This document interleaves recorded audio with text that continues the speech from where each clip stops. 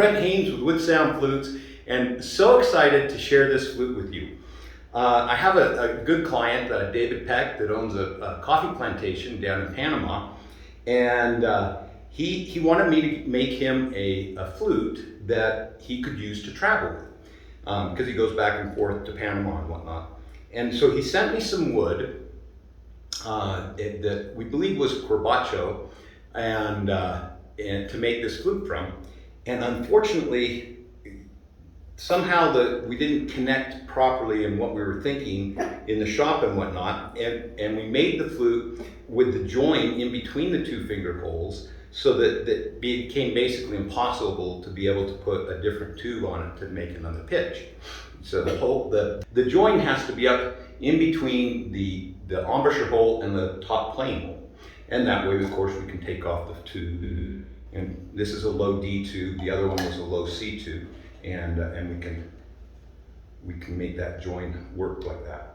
Now the flute actually has holes that are offset to the right, but because I play goofy hand, with my left hand down, it's a little bit hard for me to play. I can ad-lib just fine, but it's just a little awkward playing with my right hand down. And so I thought I'd just play it that way for you. It has, of course, the easy clean mouthpiece on it. Beautiful. And it's kind of funny, as a flute maker, we get to see the flute in its ugliest states as we go through the process of making the instrument. And I remember there was one time I was making this box elder burrow flute that I was gonna dye it green, and man, it had inlays that were gonna be all over on the body that I made out of mother of pearl. And oh my goodness, that flute turned out so beautiful. It was like an emerald. It was just incredible looking. And I actually had a similar feeling about the spalt of maple burl on this flute as we were making them, because of course the wood's not near as dark before it has a finish on it. And I just didn't really care for the look of the spalt of maple burl with the wood in its unfinished state. And then we got the finish put on it, and then we polished it, and it was just like, boom! And I tell you, I just think these flutes are so handsome. I think they're just so absolutely stunningly beautiful. The woods, again, we have ebony for the mouthpiece, a bit of silver, some spalted maple burl, and the shoulders, I am totally in love with these shoulders. Oh my goodness, they're so beautiful.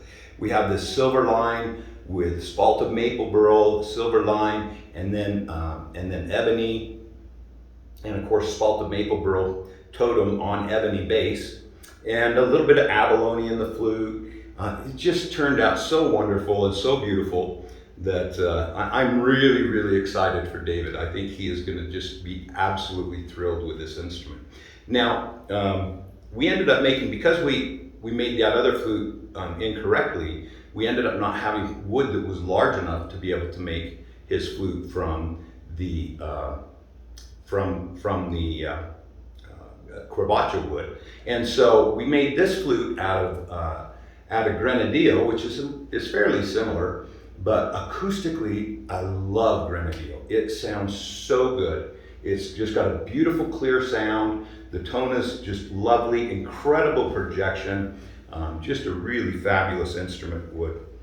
Anyways, so I thought you'd enjoy seeing that. And we can, because of the distance between the top hole and the embouchure hole, we can't really do this design in a flute that gets too high, because there's just not enough material in here to work with, and the internal sleeve, there's a sleeve of copper in here, the internal sleeve would get too close to the splitting edge and it would start affecting the sound. And so, and I think that probably the highest flute that we could do this in is probably a mid A, maybe an A sharp. We certainly could do it in like an F sharp G, but getting up to the B, I just don't think it's going to work out. But anyways, we'll play a little bit more for you, And I hope you have a wonderful day. If you would like to talk about a flute like this, by all means, give me a call, 801-822-1415, or shoot me an email at brent@woodsounds.com. I hope you have a fabulous day.